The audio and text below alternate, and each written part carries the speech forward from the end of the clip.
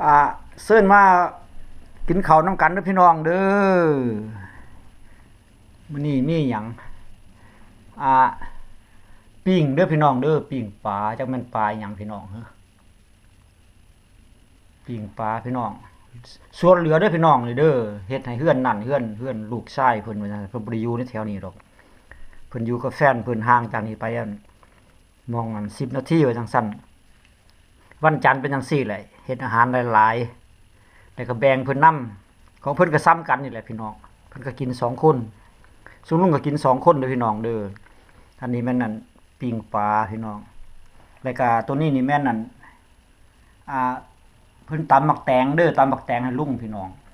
ตัวนี้นี่แม่นเพิ่นเฮ็ดอีหยังเด้อพี่น้องแถวนี้มันหอยเด้อพี่น้องเด้อตัวนี้ก็หอยเฮ็ดแบบต่างมาจังซั่นแต่ตัวนี้ก็หอยคือกันหอยคั้นช์นะพี่น้องความอ่า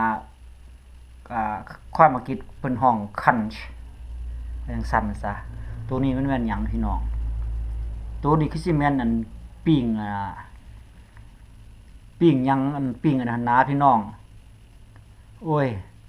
คิดนี่นะพี่น้อง ผักแตงเด้อพี่น้องเด้อผักแตงตัวนี้ผักเพิ่นผักสลัดเด้อพี่น้องเนาะตัวนี้เขาเพิ่นเด้อพี่น้องเด้อบราวน์ไรซ์แหละก็เพิ่นบ่พอมันเอาเขาลุงใส่น้ำตัวนี้มันนั่นเราไหว้เพิ่นอันนี้สิแม่นมักกะกรีบเนาะพี่น้องเนาะ ตัวนี้แตงเด้อพี่น้องเด้อบักแตงเฮาแตงอะหยังอันนี้ดูเนาะพี่น้อง อันนี้ลุงก็มีคือกันเด้อพี่น้องเด้อหยังน้ำมันแดงๆเลยนะพี่น้อง นี่เขาลุงพี่น้องโอเคเด้อพี่น้องเด้ออ่าพบกันใหม่เด้อพี่น้องเด้อสบายดี